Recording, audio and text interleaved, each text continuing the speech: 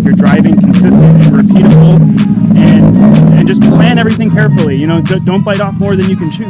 That's what's awesome about drifting is that everyone's here to have a good time. Everyone's here to help each other. And when it comes to the track, you're competitive. But when you're off the track and you're in the pits and someone needs some parts or anything, everyone's willing to help each other out.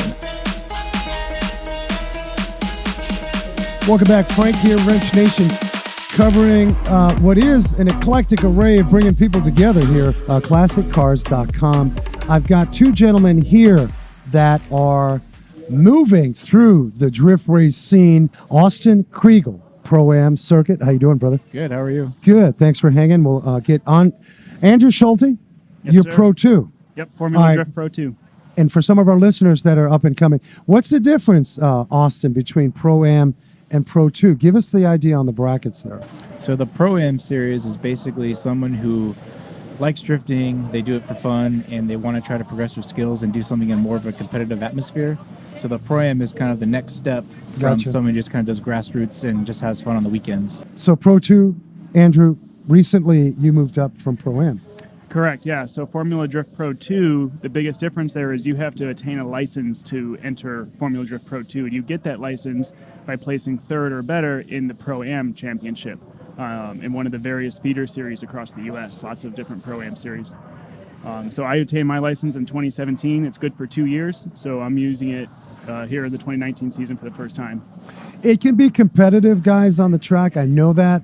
But in talking to Tyler and many of you guys out there that have been on the show and in the garage, the competitive spirit, you guys are still, hey, you need a spindle? Let me help you out. Talk on that, Austin, with this whole movement of still competitive, but you guys are in the pits helping each other out. Yeah, so that's what's awesome about drifting is that everyone's here to have a good time. Everyone's here to help each other. And when it comes to the track, you're competitive. But when you're off the track and you're in the pits and someone needs some parts or anything, everyone's willing to help each other out. And that's what's awesome about, you know, if you don't have a spare part, someone else may have it and they'll help you out if they need to. That's really cool.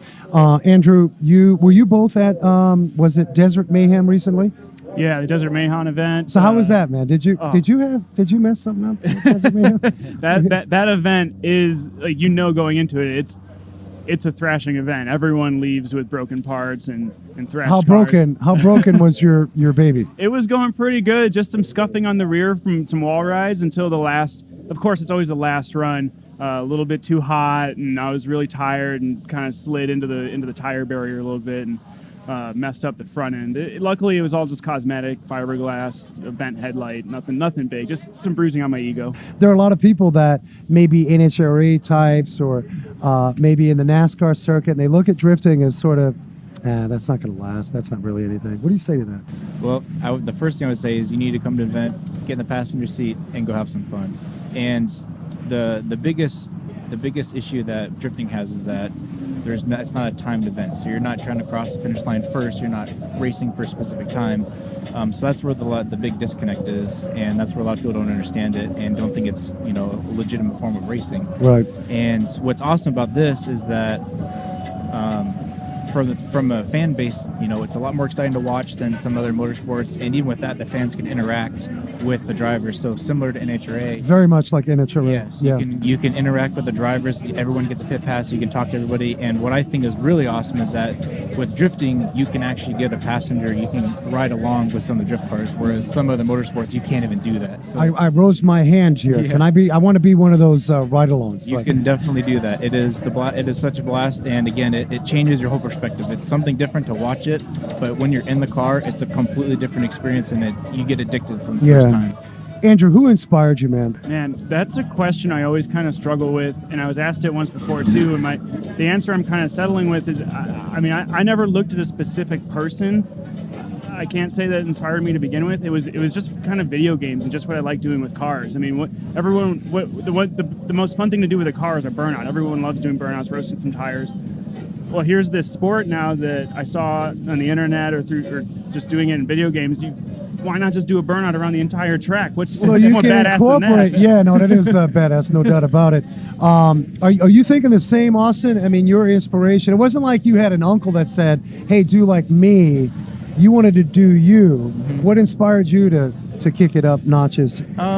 So when I learned about drifting, I saw a couple of videos online, and I thought it was the coolest thing ever. Kind of like everyone likes to do burnout, so I saw some videos of people drifting in Japan. And I'm like, this is so cool. I want to try this. So I saved up money to buy a car and just to, do it myself and see what it's all about, and just try this sport that I saw on videos online. So the 95 240 SX, has that been with you since get-go, or is that right? Yeah, so I bought, again, when I saw the videos, I wanted to buy a car to drift, and the popular cars to drift were 240s. So I wanted to save up money to buy my own car to learn how to drift, and that's exactly what I did. I saved up and found the car that I have now, bought it when I was 17 years old, and slowly learned how to drift with that car and kind of make things better and better as I got more and more experience. Yeah. Behind the scenes, Andrew, what's happening in your garage at home? Paint the picture. Are you working solo? Do you have a whole tribe that comes hang out? What's that like? It is literal blood, sweat, and tears, and nothing but thrashing at home. I mean, up until... When you say thrashing, I got a few 50, 60-somethings listening. Okay, What is thrashing, man? Like wrench thrashing, like garage looks like a pigsty, tools everywhere, parts all over the place, complete mess. Is that because of urgency? It's just, I mean, that's just the It's part of the gig. All it's right, the cool. hand we're dealt finance-wise. I'm not a big budget team. So up until this point, my whole car has been just put together in my garage I love on that. weekends. Yeah. It wasn't until this year, now getting ready to go to Pro 2, that I hit up some of my friends, these Bad Apple Motorsports guys here in Phoenix, Arizona, Tony Hall and his son Stacy Hall and all their friends. They have a shop on their property, and they just totally jumped on board. I needed a bigger space to totally rebuild this car from the ground up, and we're doing it, taking care of it at their shop now. That's Nice. it wouldn't be possible without them. Austin, you've been doing this for a while. What's your future look like? Where are you going to be 2 years from now? Other than just like straight up passionate about what you're doing, that'll never leave you. Where will you be 2 years from now? Well, 2 years from now, I'm planning on having my license kind of similar to what Andrew has now. So this year, basically, my goal is to get my license similar to what Andrew did last year, and use that to kind of build my skills to progress to the Pro 2 level he's at now. So I want to, if I were to get my license this year, I would like to have another year following doing Pro-Am again, getting more experience, maybe do a different series or something to get more experience, different tracks, to kind of have more confidence and more skills to where when I go to Pro 2, I'm more ready for it. I'm more prepared. Yeah. Pro 2, Andrew, speak on that. What's it take? I mean, there's a skill set. You got to be able to manage your ride and sort of make sure that's financed. But what does it take to Pro 2 it? What is it, an application? What's happening there? Well, this is my rookie year, so I might not have the best insight like some of the veterans do, but from what I can understand, consistency and methodical planning, just reliability, simplicity, keep your car simple, keep it reliable, make your driving consistent and repeatable, and just plan everything carefully. Don't bite off more than you can chew. Some people want to build a whole new car. Just stick with what works. When you mentioned consistency, I think overall in motorsports, that's a common mantra. What in drift racing can be inconsistent? Give me a couple of pointers. I know there's probably a whole slew of that. We can safely say, let's start with tires. Are we talking inconsistencies there?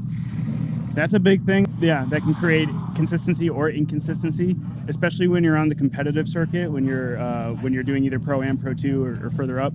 Stick with stick with a tire, make it repeatable, stick with the same brand. If you're putting on different tires every run, and you have to get used to the way the car feels every time. It's all different. That's not good. Different handle. Yeah. What say you, brother Austin? When we're talking about consistency, what are you challenged with in working on this? Has got to be consistent every time, other than your skill set. That is a very tough question. Go mechanically. What about mechanically from your car? What do you expect to be consistent? Oh man, that is a tough one. Yeah, I would like for consistency. I just want the car again to be reliable. So steering, suspension. Talk about that. Yeah, it's man. Setup. Okay, that's all hard. right. I can't really explain something like that to be consistent. But it's again just kind of looking over the car to make sure everything is where it's at, making sure nothing's loose. And again, I would say probably tire pressure would be kind of a big thing that I think is consistent, because again, it's when you're drifting, tire pressures can fluctuate dramatically with the amount of heat you're putting into it. So making sure your tire pressure is consistent and you know where it's at gives you a good foundation of what you need to change later on if you're driving like, the car doesn't feel good. I know what the tire pressure is and I can make changes based on that. Right.